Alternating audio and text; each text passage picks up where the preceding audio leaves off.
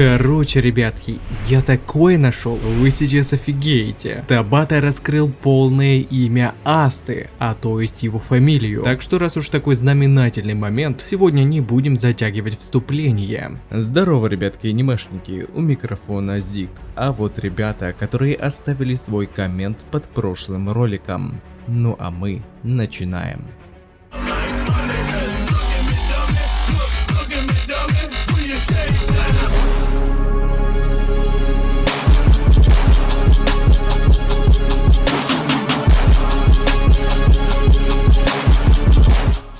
Давайте для начала выясним с вами, что такое ваншот издание. Ваншот — это манга или комикс, опубликованный автором как единственный самостоятельный выпуск, для того, чтобы узнать заинтересованность аудитории тем или иным тайтлом. Зачастую многие из элементов или полностью весь материал переходит в основной сюжет произведения. Так и у Черного Клевера было ваншот издание. Почему, спросите, было? Так это потому, что найти его было прям очень-таки тяжело. Я вот нашел только на испанском.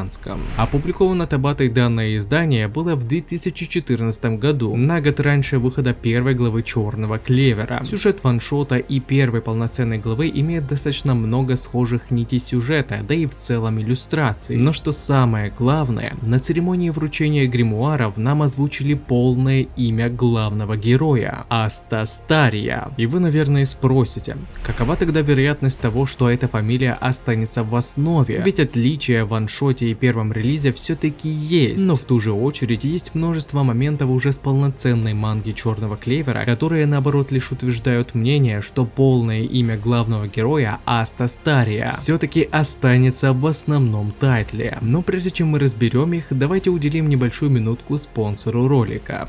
Анизон — проект для просмотра ваших любимых аниме. Сайт оснащен интуитивно понятным интерфейсом, а благодаря фильтру вы сможете быстро отсортировать аниме по жанрам и ознакомиться с каким-то новым тайтлом. Присутствует также и система рейтингов, которая покажет вам лояльность аудитории к выбранному аниме. Ну а во вкладке расписания вы сможете быстро и удобно узнать дату выхода желаемого ангоинга. Смотреть тайтлы вы сможете в HD качестве, при том, что с той озвучкой, которая вам больше всего нравится. А еще пользователям доступны собственные списки для сохранения тайтлов в определенные вкладки. Анизон. Смотри аниме просто и бесплатно.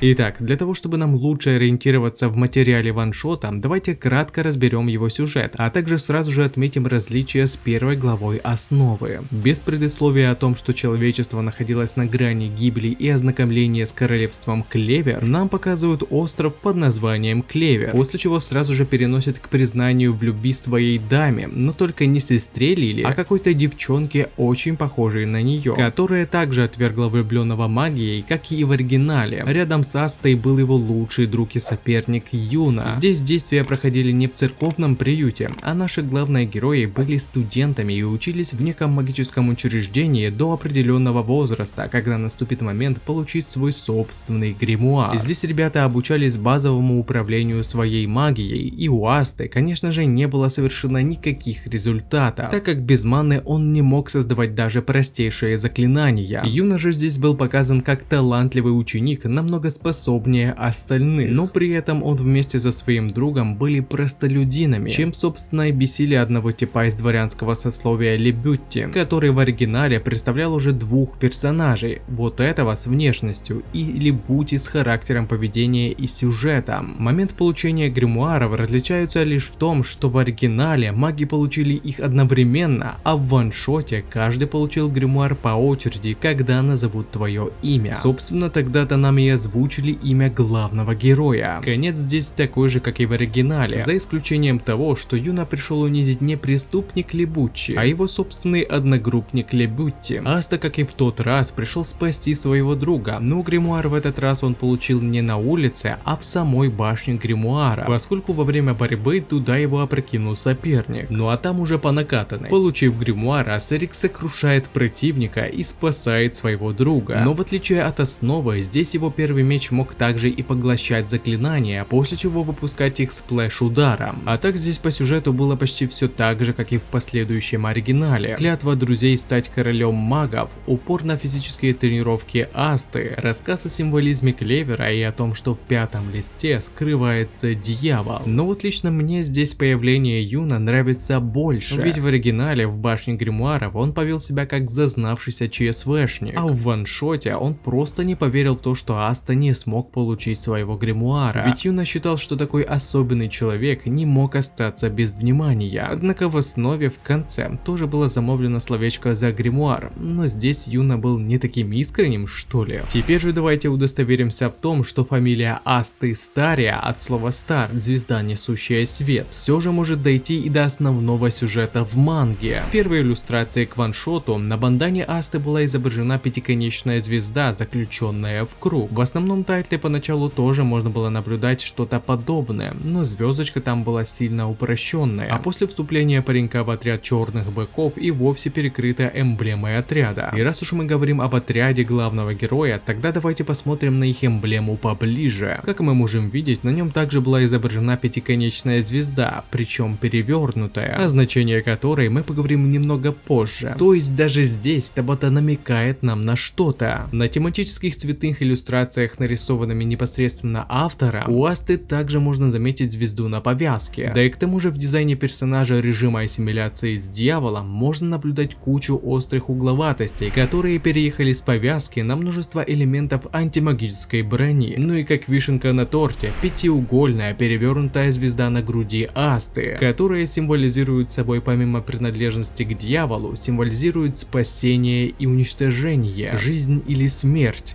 день или ночь, белое и черное. Все это четко прослеживается в нашем главном герое. Он тот свет, который пытается защитить все человечество от зла, но также он является тем, кого боятся, ведь его сила многих пугает. Символизм темного и белого можно также применить к Асте и Либе, искреннего человека и созданием преисподней. Если же говорить за дьявола Астарота, то его сигил также представляет собой звезду, что опять-таки приводит нас к мысли, что эти двое могут быть настоящими братьями, а фамилия Стария может быть получена от отца Астарота, которому Табата в Черном Клевере придумал подобную фамилию. Ведь не все дьяволы в древе Клепот в этом тайтле были каноничными. Мегикулу автор, например, придумал, а значит подарить фамилию дьяволу, который мог связаться с человеком, тоже вполне вероятный исход. Впрочем, вот такое вот внезапное открытие у меня произошло. Да, ваншот ЧК был еще в 2014 году, но интересоваться данным тайтлом я начал лишь с аниме, а это 2017 год. И к тому моменту, когда меня затянула манга, я и знать не знал, что был ваншот. К тому же его и найти было трудно, но опыт был впечатляющим. Вероятность того, что фамилия главного героя будет Стария, очень высока, поскольку автор оставляет много пасхалок на этот счет, но также есть возможность, что он внесет некие коррективы, ведь эльфов он добавил, остров расширил до континента, а с этим появилась родословная Юна и изменилась фамилия с Кросли на Гринбериал. Однако и его дизайн почти не претерпел изменений, автор будто бы просто дополнил его. А вот с Астой он скрыл некие детали и по мере продвижения сюжета дает нам небольшие намеки, которые не все даже могут увидеть, поскольку они, так же как и я до этого времени, не знали о существовании ваншота.